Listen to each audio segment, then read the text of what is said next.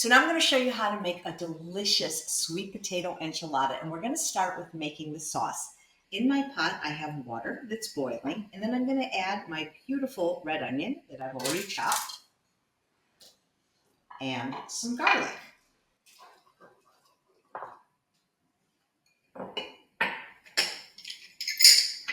You can buy garlic already chopped if you like in a jar. And I'm just going to cook this till soft, about 10 minutes. So now that my onion is nice and translucent, I am going to add my tomatoes. I'm using salt-free tomatoes that actually have some green chilies in them for a little bit more heat. And I'm going to add my spices. I've got chili powder. I'm using salt-free, cumin. And I always like to add a little bit more heat, and this is chipotle powder. And I'm going to cook this for about 10 or 15 minutes. So we have our beautiful sauce, our enchilada sauce. Now I'm going to thicken a little bit with some arrowroot powder. When you're using arrowroot, you don't want to just put it in the pot. You want to make a slurry by putting it in a little bit of cold water first, then stirring it. And then slowly drizzling it in so your sauce will thicken.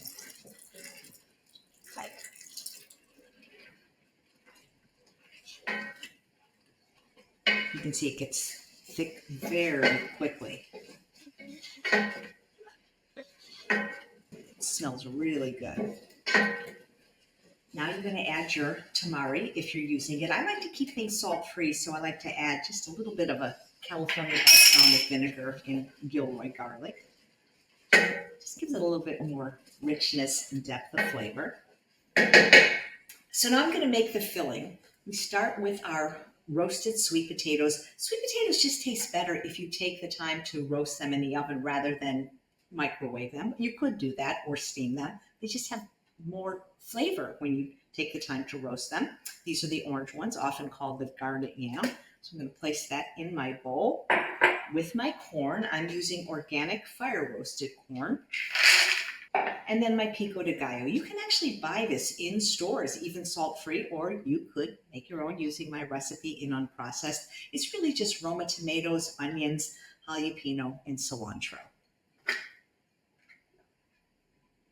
We're going to mix this all together for our beautiful filling. If you have food service gloves, you can use it to mix it really well. And if you want to bump up the nutrition, you could even put some defrosted frozen spinach in here. Make sure you squeeze out all the extra moisture. But isn't this pretty, all the different colors? I love sweet potatoes. I keep with them every day, and I do.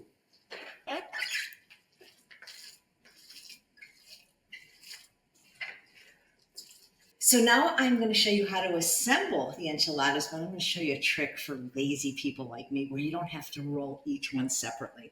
So the first thing we're going to do is take our sauce and put some on the bottom of a baking pan. This is a 9 by 13 inch pan. You could use a glass pan as well. I like this because it's kind of non-stick, so it's pretty easy to clean. So we'll just spread this along the bottom of the pan evenly. You can certainly roll each tortilla separate if you want individual enchiladas, but I love doing it more like a casserole or a lasagna. It's just easier. If you were going to roll them, what you would do is take some of your filling along the middle, roll it up, and place each one up. That's a lot of work. So I like to take my corn tortilla and just place it over the sauce. What's nice about corn tortillas is they're completely tearable. Not terrible like as in not good, but terrible like you can tear them to fit. So you just want to cover up the sauce. I'm using Mi Rancho Thin Credibles. I just love them. They're organic and they're nice and thin so they get crispy when you're making them into chips. So you just cover the sauce. Get the kids involved. They like to tear things, right? And you just, where you see sauce, I'm just going to put some tortilla. Then we're going to put all of our filling over. Doesn't have to be perfect. These will all cook evenly. I've already preheated my oven. There we go. And so now we're just going to cover this with the sauce after we put another layer of tortillas.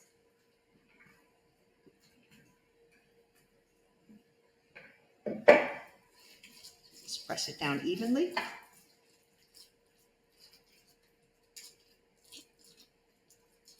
Use your hands if you want. I often do when I'm not being watched. Use my hands, of course. Cover them completely.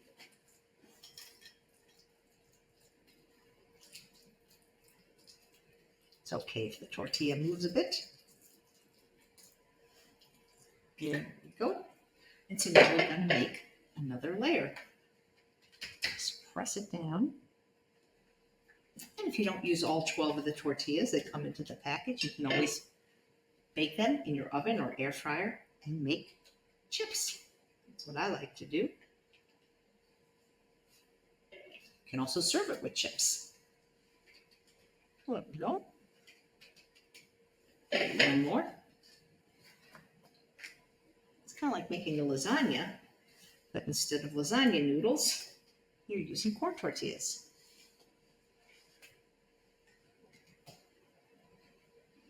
Isn't this easier than rolling each one? Cover the top.